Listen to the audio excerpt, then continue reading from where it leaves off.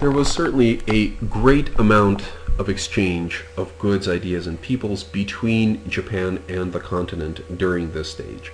Certainly with China, mostly with China, or most importantly with China, but also, as we've seen with Korea, despite the pirate raids, trade did go on, and with countries as far away as India. Buddhist monks, for example, were coming into Japan from all of these places. Religious objects were coming into Japan from all of these places. Artistic trends as well. For example, landscape painting had become very advanced in China during the Song dynasty, then through the Mongol-controlled Yuan dynasty, and into the Ming dynasty, with whom Yoshimitsu established these contacts, and by whom he was invested with the title of King of Japan. And landscape painting now became very, kind of took off in Japan. Architectural patterns as well, some architectural influences in certainly in the residences of the Ashikaga shoguns, as we'll see in the next slide. Lots of that came over from China, and other kinds of cultural exchange as well, in part because a lot of these local centers in Japan were now producing goods that they sent off to China, and were in return getting Chinese products and Chinese influences. The same can also be said for religious institutions. Religious institutions maintained their own ties with the continent. Basically, in many ways, the Ashikaga shoguns set a pattern by increasing contacts with China, increasing trade with China, that other samurai and other elements of Japanese society then picked up. And as we've said, the Ashikaga were very much involved in commerce directly, and benefited very much from it. Derived quite a great deal of their operating budget from commerce. Once again, very unusual for a warrior government, and something that would not be repeated in Japan again by any other warrior government.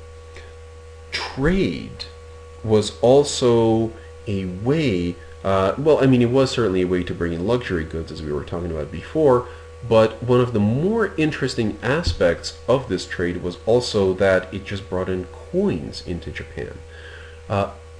During the medieval period, most of the coins that were used in Japan were actually produced in China. In Chinese-style coins, basically, they all have this pattern. They're round with a square hole in the center. China had its own Warring States period, and the state that won, the state of Qin, had coins that were shaped like this. And this was in the late first millennium BCE, and from that period on, Chinese coins had looked like the coins of that victorious warring state, and these were used in Japan. These were just imported in bulk. In Japanese commerce, in many ways, was fueled by Chinese specie, or not Chinese specie, Chinese money, Chinese coins.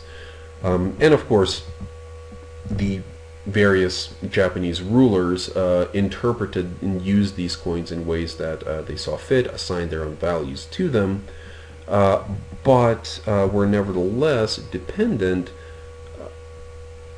really until the very late Warring States period, and then the early Tokugawa period, were dependent on actually using these physical objects that came from China in their daily activities. It's a real testament to the amount of Chinese coins that came into Japan that something like this would happen. And an absolutely indispensable element of the Ashikaga control over politics was certainly their use of culture. The Varley article that you have to read for this week about Yoshimitsu really takes great pains to point this out. It's a wonderful a wonderful article and really gives a sense of how powerful culture can be. I won't belabor this point because I would like for you to read that article and to draw a lot of your own conclusions from it. But just to give you a brief overview, the Ashkaga depended very much on their proximity to the imperial family for much of their power. Ashikaga Yoshimitsu, as actually, let's go back to the slide for just a second, was very, very good at dominating the imperial family in that way, through cultural influence. He, for example, dressed very well. He behaved very in a very cultured manner, and he lived in a very sumptuous way. He was the first warrior to ever host an official visit by the imperial family. He had so much political power and so much money that he was able to completely awe the reigning emperor for 20 days of feasting during an official visit. Excuse me. And this really helped to cement his status, to make himself look like a great and powerful patron of the arts. He also supported links between great samurai and the aristocratic class in general. There were aristocratic kind of cultural aficionados whose job was quite literally to make the samurai cultured, these doboshu that Varley talks about, who took service with warrior clans and transmitted the high culture of the Heian court, the music, the poetry, especially the poetry, to the Ashikaga and to other great samurai houses, and who elevated the cultural prestige of the samurai class as a whole. But especially this was seen as a feature of the political and artistic climate that someone like Ashikaga Yoshimitsu did his very best to try and foster. He also, Ashikaga should have talked about this in the earlier slide, but certainly we'll talk about it now. He was very good at dominating the imperial family. Certainly through culture, it was a way to increase his status, but it was also a way to dominate the imperial family, because the imperial family was mostly broke by this point. They had lost a great amount of control over even their own estates in the countryside, and the Shogun system was also, as we've seen, collapsing. So Yoshimitsu was very good at funneling money into the imperial household so that they could keep up their own cultural production in exchange for obedience from the imperial family, and in charge for other marks of prestige.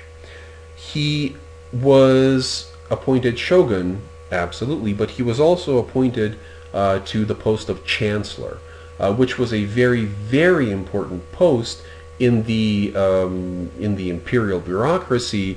Certainly, the chancellor, if he was just a chancellor and not also the shogun, would have been completely irrelevant by this point, because, as we've seen, the imperial administration had collapsed. But because Yoshimitsu was able to draw on his power as a warrior and on the prestige of this imperial office of chancellor, these two became very much reinforcing elements of his facade as somebody who unified the old cultured civilian power of the imperial family with the military power of the samurai class. He also just completely inserted his own family into the imperial family. For example, he made his own wife Dowager Empress. That is to say, he basically got the emperor to say that Yoshimitsu's wife was the widow of an emperor, despite the fact that she had never been married to any emperor. Yoshimitsu didn't care. He had the power to do this, so he just made it happen. And so back to this slide. As we've seen, it wasn't just the Ashikaga who used culture as a tool of power. It was also daimyo and many ordinary samurai as well. Culture spread from the top of samurai society throughout all of its levels, and it was expressed in many, many different artistic pursuits, cultural pursuits. There was no, which was a very highly stylized form of theater, which originated as something called sarugaku, meaning monkey music.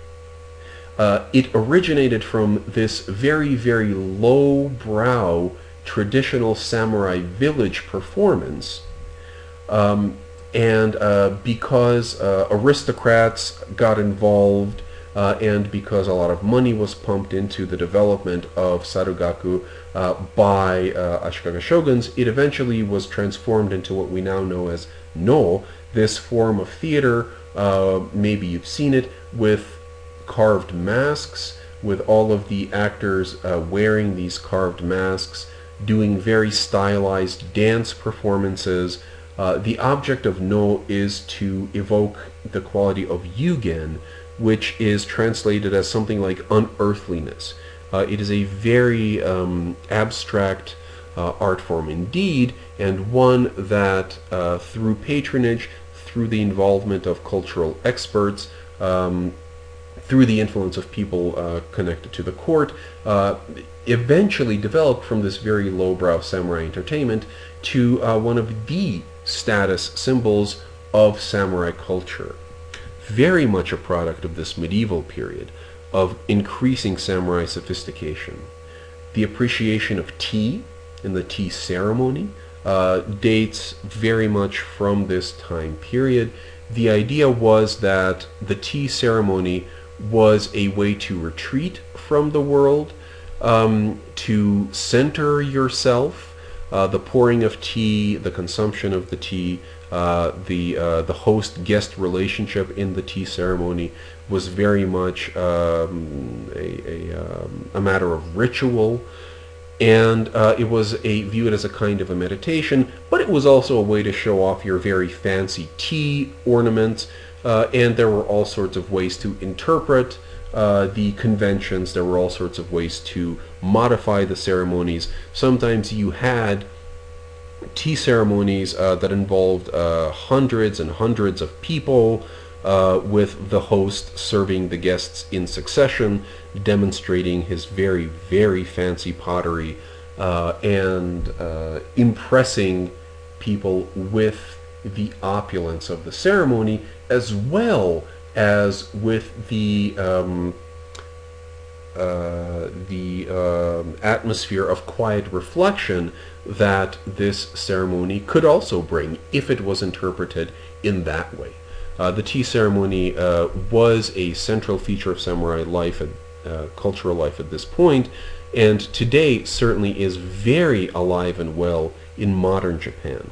No is not as popular, but no is certainly alive and well in modern Japan today too. Calligraphy, the way you painted characters, was supposedly evocative of certain qualities of you as a person, and calligraphy was also a form of meditation, or could be interpreted in this way. Many samurai did this, were increasingly involved in producing and not just collecting highly regarded examples of calligraphy. Painting, we've talked about before, landscape painting. Many famous schools of painting, the Tosa school, for example, were patronized by samurai. That is, the samurai would basically pay masters to create works of art for the samurai, and these artistic masters did so and produced some truly incredible pieces. Martial arts were practiced in this period just as much as in any other period, and given the level of political instability during the early and the late Muromachi Bakufu, martial arts certainly were very relevant, as relevant as always, and also architecture. And here is a wonderful example that I wish to share with you. This is Kinkakuji, the Temple of the Golden Pavilion, which stands in Japan today and is probably one of Japan's most recognized buildings. It is a building that sits on the grounds of Rokuonji, which is a Zen temple in Kyoto. And Rokuonji started out as a retirement estate for none other than Ashikaga Yoshimitsu. He willed it that upon his death, his retirement estate, this great villa, would be turned into a Zen monastery, and his wishes were honored and are being honored to this very day. And there's a number of wonderful aspects to Rokuonji, to this temple, including this wonderful pond, and a very carefully sculpted landscape, but certainly the centerpiece is Kinkakuji. It is a building that combines three different styles of architecture. There is the Japanese imperial style, the lowest story, characterized by basically wooden walls plastered over with white plaster, and a big veranda. Here are, you can barely see them, these are statues of the Buddha and of Yoshimitsu himself. So it's a mix of Japanese aristocratic architecture, Japanese warrior architecture, basically symbolized here as far as, it's rather hard to make out, but it's a much simpler kind of aesthetic, and of Chinese Zen architecture at the very top. This is what Yoshimitsu's designers believed a Chinese Zen temple looked like. And of course, the defining feature of this pavilion is that it's covered in gold on the top two stories. This middle story is covered in gold on the outside. The top story is covered in gold on both the outside and the inside. And it's a symbol of Yoshimitsu to demonstrate his power and his wealth, as well as his cultural sophistication, the connections with the continent being very important, and the gold leaf, of course, making a great brazen symbol of power. In many ways, actually, the what do you call it? The taste of the Muromachi period was defined by ostentatious displays of wealth. Certainly, you can't get more ostentatious than covering an entire building on your private estate, essentially in gold leaf.